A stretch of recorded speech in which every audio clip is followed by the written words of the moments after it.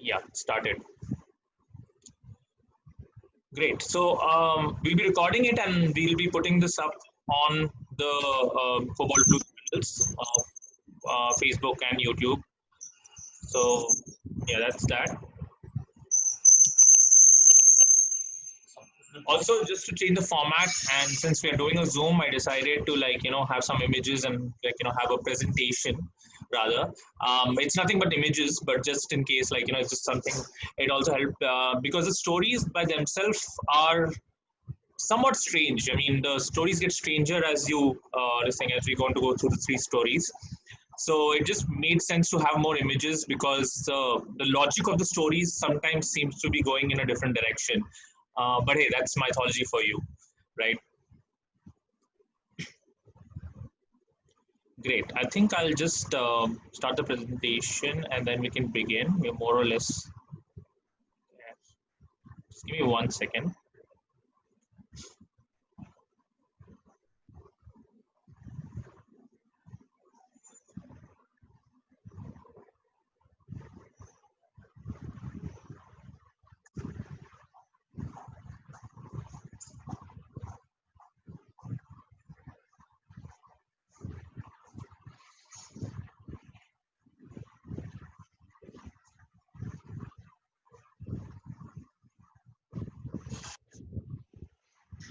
Are you able to see the presentation?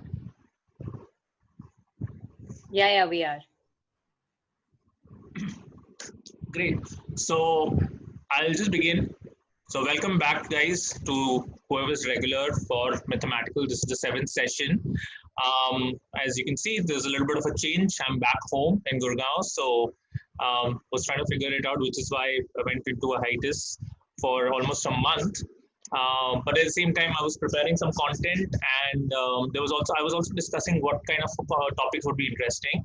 And for some reason, like this topic of slaughtering of a sibling just seemed to be the right topic. As soon as I came back and I'm meeting my own brother and everything, um, probably very relatable. So I did a little digging, and I think this topic itself, if you think about it intuitively, it does make sense. I mean, there are enough stories. We all know the big stories themselves are fights between brothers themselves, right? I mean, the epic of Mahabharata, that's brother killing brother. But what I was interested in was in terms of looking at the comparative mythology. Uh, sorry, yeah. What I was interested in looking at in terms of comparative mythology was more to look at the idea of a singular brother killing another brother and how this story has been repeated in multiple mythologies. And to do that, we'll begin with the most infamous story, Cain and Abel. But going forth, we'll be looking at some of the other stories and some of the recurring themes and aspects of all the stories, which strangely do connect. So, with that in mind, let's begin the first story itself of Cain and Abel. Now, this story comes from the biblical mythology, the Bible itself. It comes from Genesis chapter 4. And what's interesting about the story is that while the characters by themselves are not repeated or they're not named in the throughout the book, but they have a big significance. And in fact, the actions and the plot of the story does have consequences throughout the Bible story itself. For one thing, what's important to know about Cain and Abel is they're the son of Adam and Eve. They're actually the first children, if you think about it from that perspective.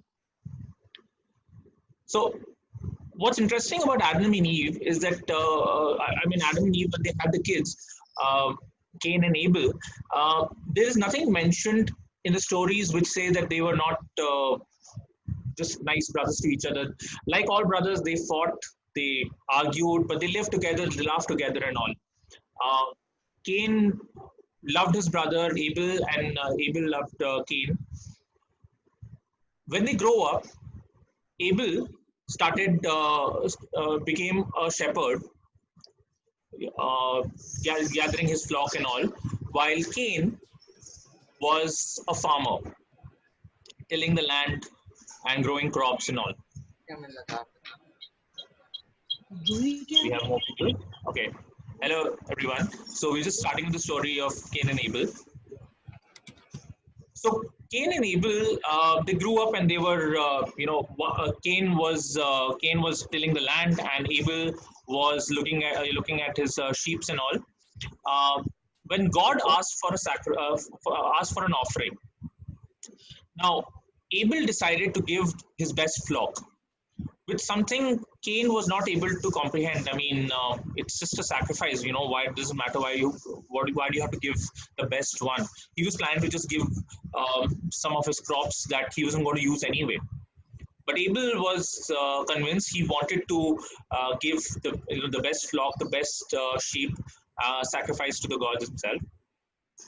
And both of them kept arguing about it, but Abel was convinced he wanted to ensure that his offering was something worthy of the God himself.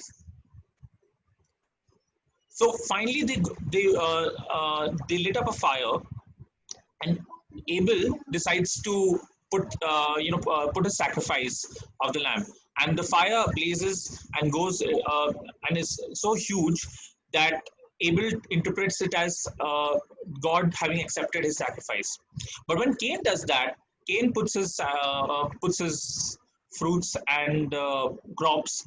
The fire just gets extinguished.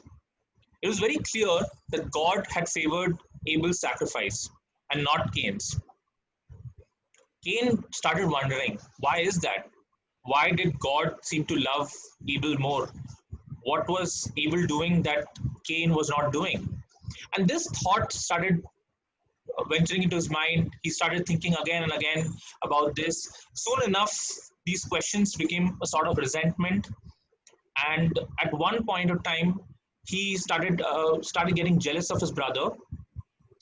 Abel wasn't able to understand Cain's demeanor. At what used to be a fun sibling rivalry, a little bit of laughter and love, now Cain seemed to be very distant. Cain was never someone who used to want to hang out with Abel, and this just went on for a while. But one day, Cain comes to Abel and says, "Let's go into the field." Abel is excited about the fact that his brother wants to talk to him, decides to go with him, and they venture far out. There is no one in sight. No one can. His parents are far away. They seem to be going into a dense field with crops and sort of a thing. No one can see them. He turns around, and as soon as Abel turns around, he sees Cain with bloodlust in his eyes, and Cain hits Abel so hard that Abel falls down, fatally dying. Now, the first thing that Cain does after this is he takes Abel's body and he buries them in his field. And he goes about his day almost as if nothing had happened. That is when God seems to wonder where is Abel, and he asks Cain, "Why is your expression so dull? Why are you seeming, why do you have a frown on your brow?" And that ultimately leads Cain to this dismiss of God. Then God asks him, "Where is Abel? What have you done? Where is Abel?" And Cain then says the most infamous line, "Am I my brother's keeper?" Which is when the God gets really angry, and he says, like, "What have you done? You have committed the biggest crime ever." And by Cain hurting Abel, he had given birth to murder. God was really upset. He told Cain that he's not going to just punish him by just killing him. He gave Cain a mark on his hand, which meant Cain could never die. What God decided was that Cain doesn't deserve death. With the idea of giving him the mark, Cain had to wander the earth for eternity. At first, Cain did not realize the severity of his punishment. He did wander, and finally he established his own city in the land of Nod, and his line ended up committing a lot of crimes through and through the Bible story. Now, meanwhile, Eve and Adams had another child whose name is Seth.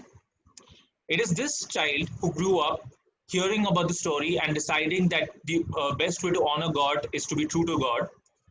And it is his line that uh, raised a series of prophets that led up to Noah before the major floods came in. Cain still wanders off, wondering when he can die, questioning whether he had to kill his brother. So that's the story of Cain and Abel. Um, what's interesting about the story is that many of the versions of it, even in the Bible, there are differences in different versions. And what ends up happening in many stories is where Abel is sometimes a little aware of the fact that his brother's going to kill him. Abel sometimes resists slightly, but in most of them, it's he's just blindsided and Cain kills him. There is also a story of Cain actually fearing God's judgment after he kills his brother. He's not as remorse about his brother's death as much as he's scared of God's judgment, and he keeps wondering. He actually never really understood why God favored Abel over himself, and that kind of led him to this sort of a violent act, which kind of defined what humanity will be doing for generations onwards. Just 1 second.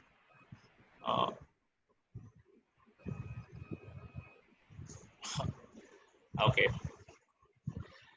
Great. So please put your comments on the chats. After every story, we'll just have a look, and if in case anyone has a question, we can take it up after the story itself, or we can take it up after the end of all the stories where we are talking about what these stories could mean and all. So anyone has a question before we move on to the next story? Can I speak up? Hello. Yeah. Yeah. Go ahead. So when I have been here, I heard this story for the first time right now, and there is some sort of similarity. Not that the other story which I'm going to mention now has brothers killing a brother, but this has some similarity to God punishing a person to live for eternity, to suffer for eternity. Yeah. When Krishna curses Ashwatthama, that it has Ashwatthama. some sort of similarity where God curses a person to live for eternity for a bad crime, somewhat like that. Yeah, no, that's true. I think the Ashwatthama story of him wandering the earth for eternity is actually has strong parallels to these stories. In fact, this idea of him wandering the earth has become so popular that in many of the pop culture shows and all, which has biblical references, whether it's Lucifer, Supernatural, and all, there's always a character of Cain who's still living with us, and he's still doing. What's also interesting is a lot of the people when Cain does wrong with them, people want to kill Cain, but when they see the mark of Cain, they decide not to engage with him. They realize that the best form of punishment is the fact that he has to suffer through and through. Even Ashwatthama has a mark here, but I don't think that is by the. I don't think that was given by as a god as a punishment. I think he always had a mark, but that's also That's sort true, of another parallel. Yeah, I think that's the point of comparative mythologies. When you look across mythology, you'll see these parallels, and I think the question that becomes is that do they have an origin and all? So that's a good point actually. So now, just going forward,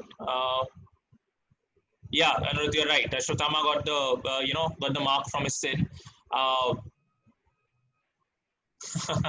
Yeah, Akshay, I'll be careful. And I think the lesson to take here is that do not piss off your brother, because you never know when a person is going to get violent and just kill the thing. Anirudh, I'm looking at you. Okay, great. So we move on to the next story. Now, this story, I think we've always heard it in reference. I think we know the names also somehow. Anyone who's a Harry Potter fan must be knowing the name Remus, and I think so. What you need to understand is J.K. Rowling took a lot of references from history, mythology, and all, and some of the commonalities, some of the connections are very apparent when you actually read the mythologies themselves. So we'll talk about Romulus and Remus from Roman mythology. Now, one thing about Roman mythology is that Roman mythology parallels exactly, almost exactly like the Greek mythology. It's because they have derived many of the stories from Greek mythology. What's interesting is this story of Romulus and Remus that talks about the establishment of Rome as a city comes from this thing 750 BC. So it's at a time where history and mythology kind of mix up. Very similar to stories of Ashoka, where it's very hard to decide with the story of Ashoka. With some of the stories we hear is mythology or is it history, and it's sort of that space where it's a little fluid, and that's where the story comes from. So after the Trojan War that had happened, one of the characters, now I'm not going to name too many of the characters because there are so many characters that will get confusing. So I will just talk about the relationship. I'll mention a few characters that are going to be relevant for the story, so that it's easier to keep a track of it. And the characters who are not really important, I'm just going to put them in context. So after the Trojan War, one of the Greek generals escaped from the war and helping a few other people decided to come to an area which is modern day Italy, and he established his own city called Alba Longa. And from him, multiple descendants did come over the time, finally leading up to a descendant named Nemetor. Nemetor. Actually, this is wrong. I think the caption I've put below is wrong. His name is Nemetor.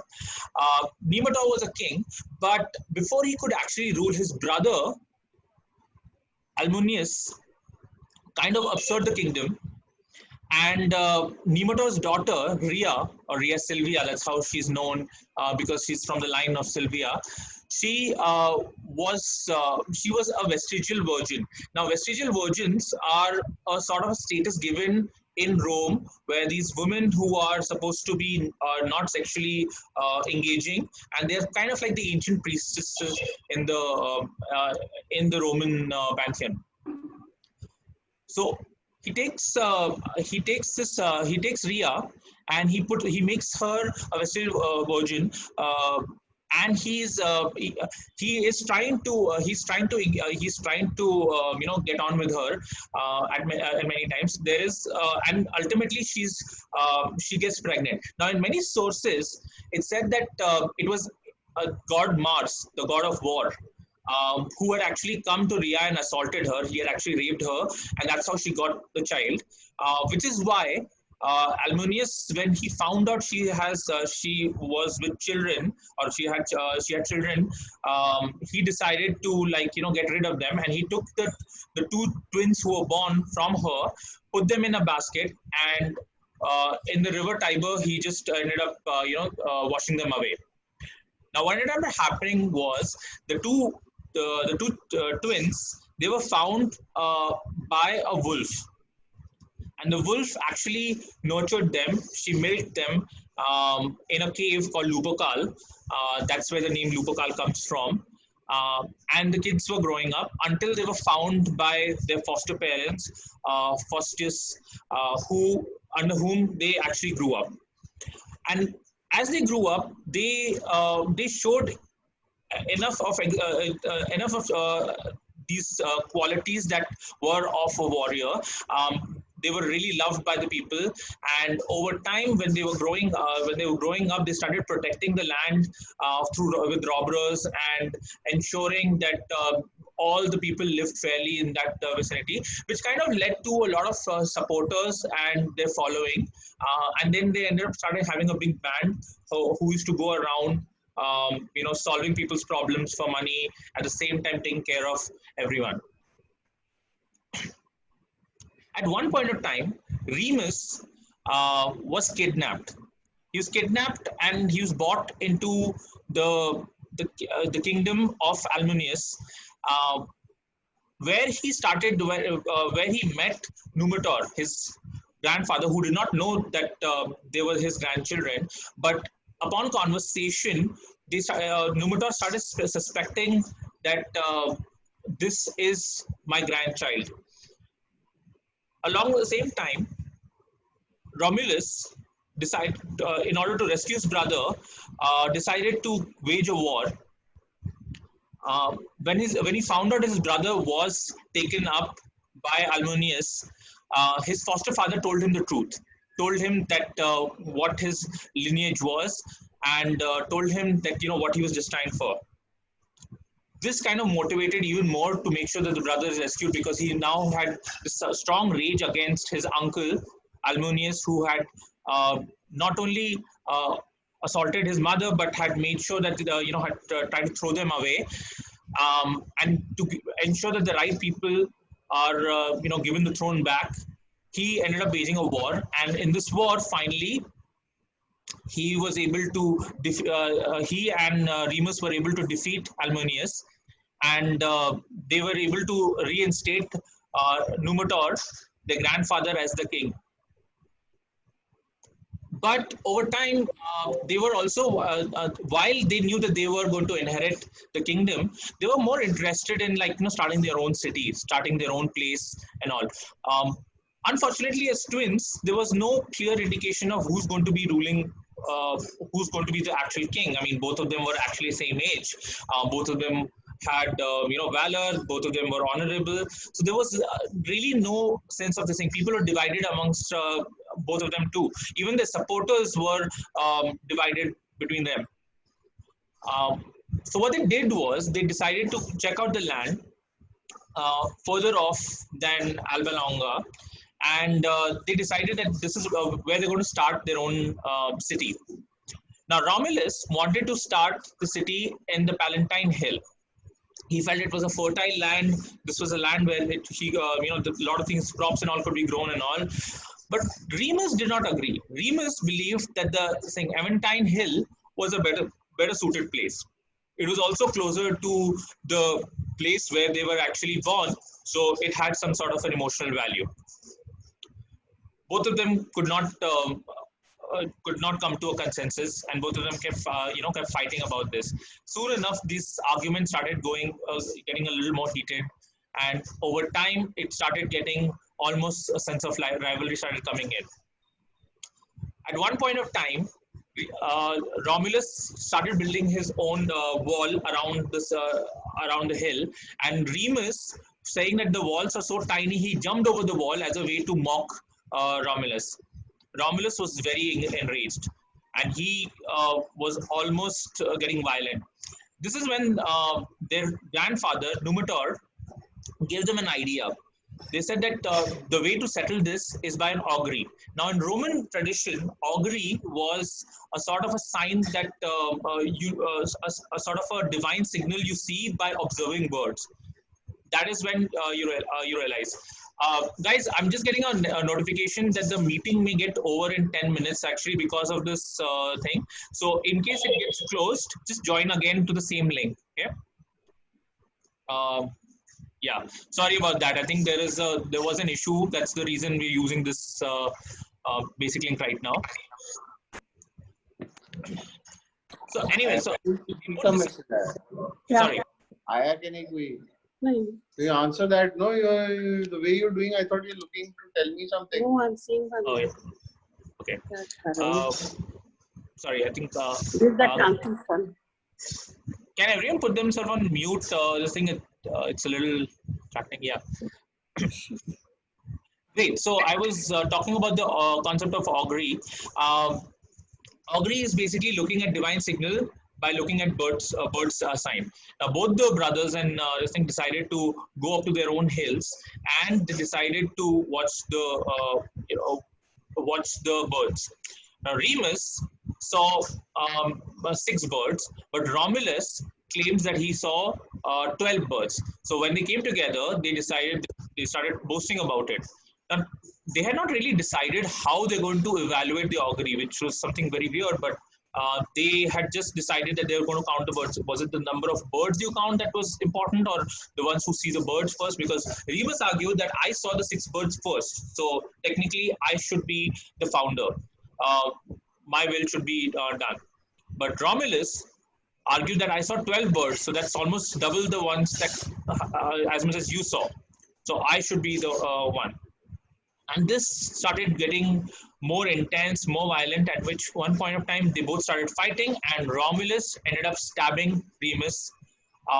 In many other stories, it's the supporter of Romulus who actually kills Remus. But ultimately, Remus is killed, and Remus is thrown onto the thing. And Romulus goes on to become the founder of Rome. He builds the land on Palatine Hill, and he's the one who sets up the first Senate. Now there is more stories about what happens when the Rome begins. There's a story where they realize that there are not enough women, so they go pillage. There's this whole story of the rape of the Sabine women, and furthermore, but the Romulus, while ended up being a very effective leader, his foundation, his leadership began by murder of his own brother. And it goes to show that Rome itself went on to become an expansive empire, a violent, a very brutal empire that tried to, that had a lot of issues with the neighboring kingdoms and all. The genesis of that attitude, the genesis of entitlement came from Romulus himself. And it began by him murdering his brother Remus. So that's the story of Romulus and Remus. I think it's, we have like 5 minutes. So we can take some questions, and we can begin the next one after that. Any questions, anything else? I'll just look at the comments till then.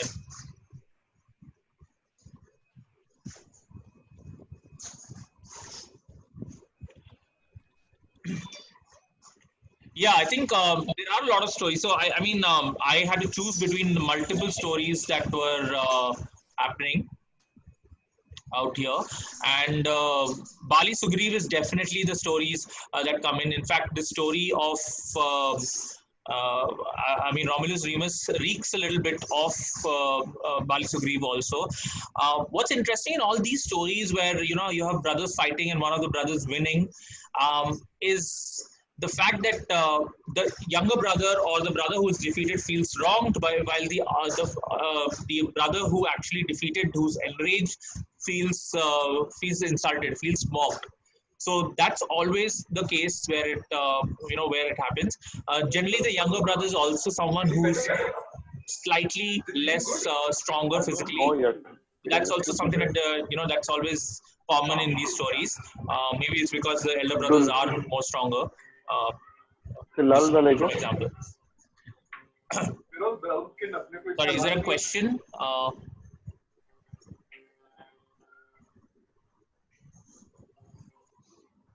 Yeah, I think there are a lot of stories in Mughals and all, and that's interesting. That you mentioned about Mughals killing thing. I think we derive a lot of our narratives or what life has to be from mythologies. The idea of brothers killing brother, the idea of jealousy and all gets mapped onto the stories, and we start feeling that we are living these stories.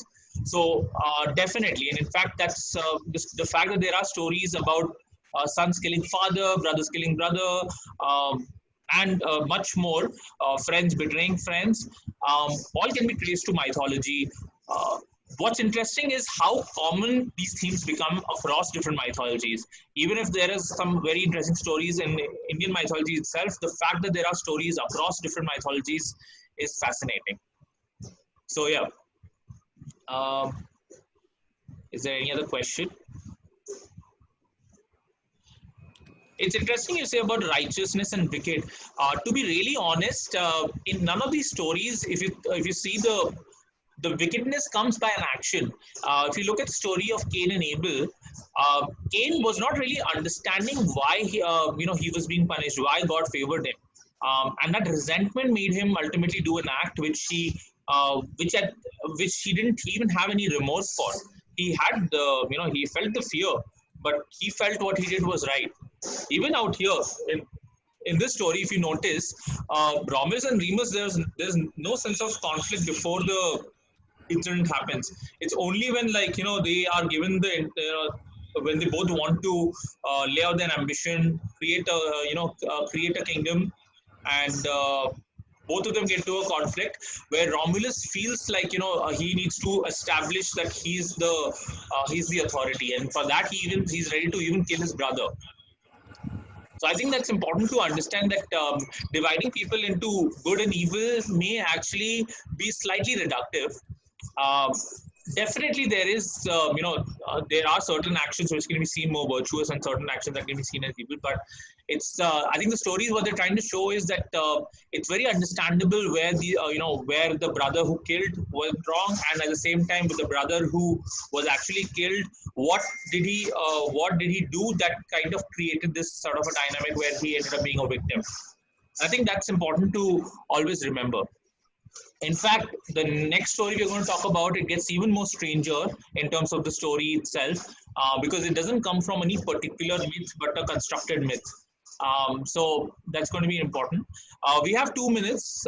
Is there any other question we want to take before we just join back again?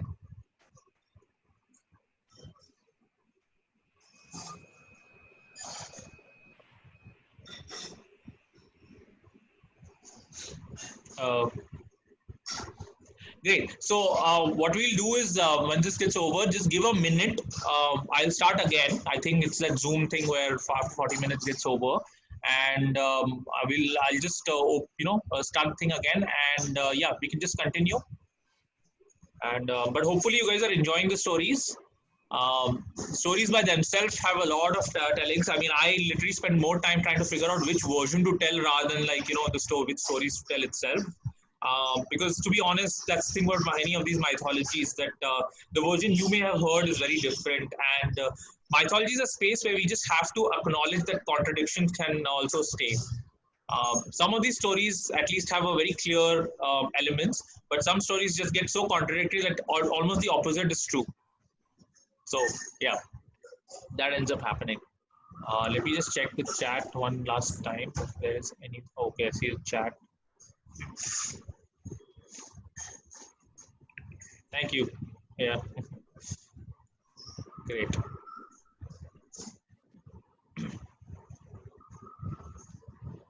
There are stories. I'll actually mention it as soon as we come back again. That's a good point to point out. Okay, guys. I think it's going to stop right now. We'll just.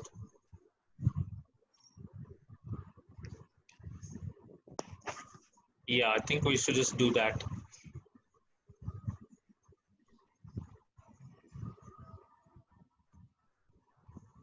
So do we leave and join?